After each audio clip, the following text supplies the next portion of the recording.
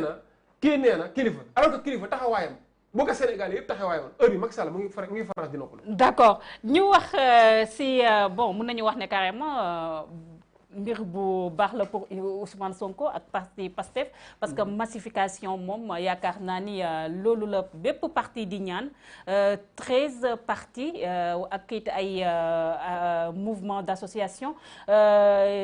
yokkeeku neen si parti Pastef mu nekk fusion bu am solo. Au même moment, parti PASTEF aussi changé de nom. mu tudd Parti africain du Sénégal pour le travail, l'éthique et la fraternité de l'africanité.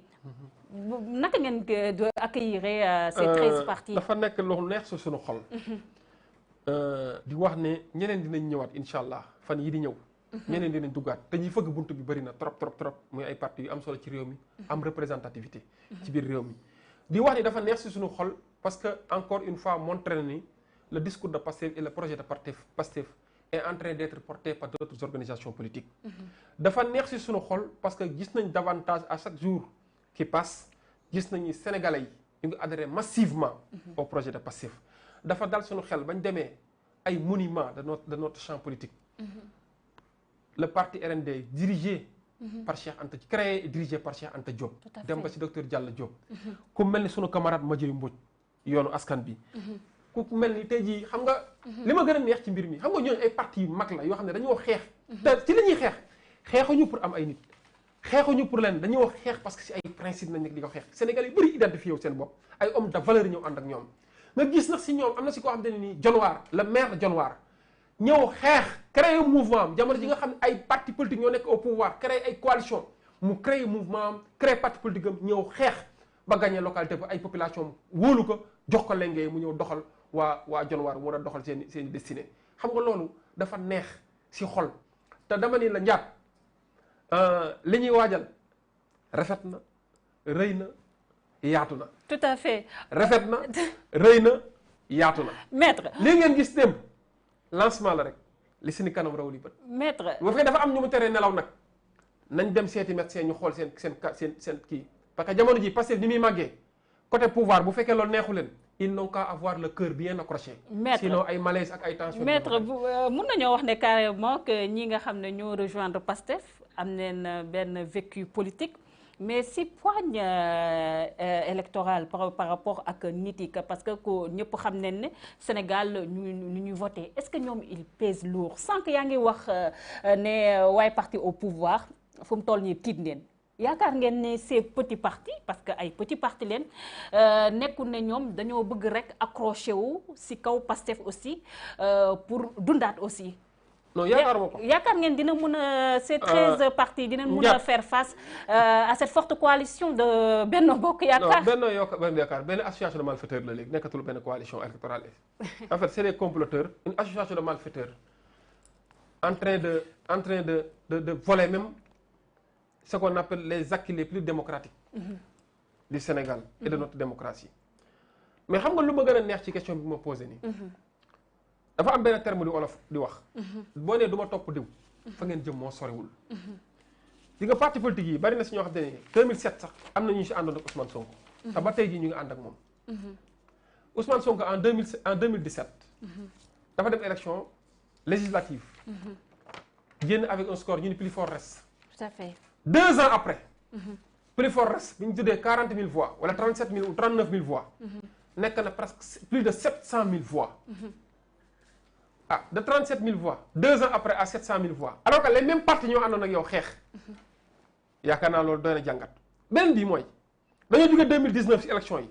700 000 voix Macky Sall bu fekkee li ñuy wax da ko weddi na génn sondage yi nga xam ne commenté nekk ci parti politique et la représentativité parti politique Pastef c'est le parti numéro 1 waxuma la coalition je parle d'individualité APR laa la wax APR gii Macky Sall def na ay sondage am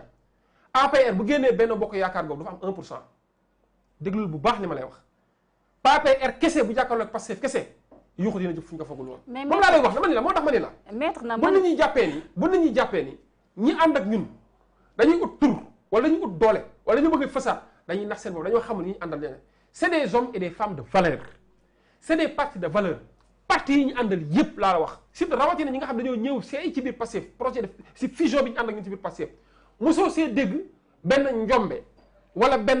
wala benn tuuma bu ñu yëkkati ci acteur politique bu nekk ci parti boobu ñu ñëw teg ko. mais xam nga scénario bi on l'avait vu en 1992 jamono Landing Savané aussi maître nga xam ne jamono jooju Landing Savané aussi moo arrivé woon 3e comme kii di Ousmane Sonko mais dañoo gis ne le challenger maître Abdoulaye Wade ñëpp nga xam ne dafa xam lii nga xam ne mooy politique il a préféré entrer dans le gouvernement de d'Abdou Diouf jamono jooju comme mburoog soow bi nu mu mel nii diggante Idrissa Seck ak kii donc xam nga entrisme kuy xaar mburoog soow bi ñu dugg ci wala nekk gloria kenn da ngay nax sa bopp dama lay benn affaire ñun nekkuñu ci calcul yooyu. ah bon non nekkuñu ci calcul yooyu te duñ ci mus a nekk. gis nga nag Ousmane Sonko ak Pastef jox nañ cër sénégalais yi cër boo xam te nii te sénégalais yi wan nañ nañu lañu ñoom tamit duñ leen gën a gore. xam nga tamit dama la wax sànq ne la àndu nawle li nga àndu nawle moo indi lii fusion bi nga gis nii àndu nawle moo ko indi tamit àndu dëgg amul jaayante amul naxante amul jëwante dañuy toog wax li ñu war a wax mais pour le bien du peuple sénégalais pour le grand bonheur du Sénégal pour le grand bonheur de notre démocratie ci ànd boobu lañ ànd ci principe yooyu lañ ànd wax loolu nag du arranger ñëpp dina bëri na ñu muy déranger moo tax ma ne la njaat damaa bëgg nga déglu leer li ma lay wax menacé wu ma kenn avertir ma kenn dama ni li ñu gis démb ba ñuy tëb di dal wallahi ba suba ak gannaaw suba dinañ gis lu ko gën a rafet gën koo neex gën koo yaatu te gën koo rëy. est-ce que lii maître xam nga yow. dina am ñu dul nelaw maître yow xam nga yow sama waay nga. damay bañ ngeen demee euphorie. wala sax événement de mars dernier yi nga xam ne mën nañoo wax ne Sénégalais yi dañoo sonnoon moo taxoon ñu génn ngeen yaakaar ne carrément Sénégalais yi dañoo ànd ak yéen. le Pastef s'agrandit te yéen gis ngeen carrément. le Pastef s'agrandit tournée économique yi nga xam ne di président Macky Sall gis ngeen nu mu drainer aussi monde est-ce que yaakaaru leen élection locale yi nga xam ne bëri na coow bu baax nga xam ne yéen si côté kujje bi yéen ngi di wax wàllum mbuxum yoo xam ne sax mu ngi koy commencé di xeeñ da ngeen am say surprise bu désagréable. dëgg lu baax li ma lay wax yaa fi tudd tournée économique dama ciy wax tournée économique bu Macky Sall boobu waaw da ngay gaaw na heure bi moo fi joxe 3e vague bi mbas mi tournée économique bu Macky Sall moo fi créé waat mbas mi 3e vague bi loolu dama leer bu fekkee li ma wax dëgg na ma convoqué lu dinaa taxaw faire face à mes responsabilités benn bi mooy yaa tudd élection locale élection locale incha allah Ousmane Sonko annoncé na ko annoncé na la couleur opposition bi dinañ ci ànd def ci benn say dinañ ci àndi say bu yaatu coalition bu dëgër te dinañ def lu gën a raw sax li opposition bi defoon en 2009 est-ce que yaakaar ngeen coalition boobu dinañ jiital Ousmane Sonko dama ne incha allah non xam nga ne élection locale du ay njiit élection locale gox la ak goxaat te incha allah goxaat bu ci nekk dinañ ci xool le meilleur profil mu ñëw taxaw loolu moo tax ma wax la loolu est-ce que Pastef dina am assez de non élection locale nekkul tëdd liste comme élection législative xam na peut-être bu ñu yegg si élection législative dinañ ci wax mais dama ne élection locale incha allah opposition dinañ ci am say bu ci taxawaay bu dëgër buñ ci taxaw te incha allah Macky Sall bu fekkee wóolu na boppam dama ni mascarade bi nañ ko bàyyi nañu bàyyi xale yi dugg massivement ci liste électorale yi massivement nañ bàyyi xale yi dugg ci liste électorale bi on a plus de 2 millions de jeunes de primo-votants ñu war a dugg beneen bi mooy ñaar dafa am loo xam gars yi dañu koy réeré délivrance de certificat de résidence yi nga xam ne ñuy faire polémique dama ne loolu sax du yoon nit ki mën ta taxaw juddoo ci gox yaroo ci gox am carte d'identité ñu defal ko ci gox bi mu ñëw taxaw di kii nga taxaw nag da nga indi certificat de résidence mel ni liñ bind ci carte d'identité bi liñ bind certificat de résidence moo ko ëpp doole alors que certificat carte d'identité état moo ko jox beneen bi mooy am na ñoo xamante ni ñu ngi ci biir fichier bi dañ leen jox la woon seen carte électeur dafa leen non inscrit mais inscrit woon nañ ci biir fichier yi en 2018 loolu tamit damaa bëgg mu leer dañ leen delloowaat seen carte dañ leen delloowaat dañ bàyyi seen mascarade bi plus de 2 millions de jeunes nañ bàyyi ñëpp dugg parce que ñoom tamit ils doivent faire la différence ils doivent exprimer leur droit le plus suprême c'est le vote loolu nag bu fekkee loolu moo leen tiital ba tax na ñuy taxaw avec la complicité de certains chefs de quartier ak le cabinet de certains édiles de certains maires des localités ñëw taxaw di bloquer ay jeunes dama ni blocage bu ñu def ñun dinañ ko débloquer parce que ñooñu seen droit mais la task force républicaine ñoom dañuy seen tricherie yi nga xam ne da ngeen koy wax par rapport ak yi ñoom indi neen réponse pour salé par si seen communiqué bi nga xam ne moom la ñu def 12 août bi nga xam ne ñoom fu mu toll nii dañoo jàpp ne sax bon ils parlent de Ousmane Sonko te bañ ko citer ñu ne selon eux des opposants en mal de popularité englués dans des difficultés à caractère moral et judiciaire versant dans la calomnie avec des invités au blocage du processus. dama tontu waxu dof. waxu dof. waaw ñooñu ngeen may wax. duñu wax waxu nit si waxu dof lañ dëkk bu Ousmane Sonko waxee ay principe ñoom dañuy saaga la personne de Ousmane Sonko. d'accord ñoom amuñu xalaat.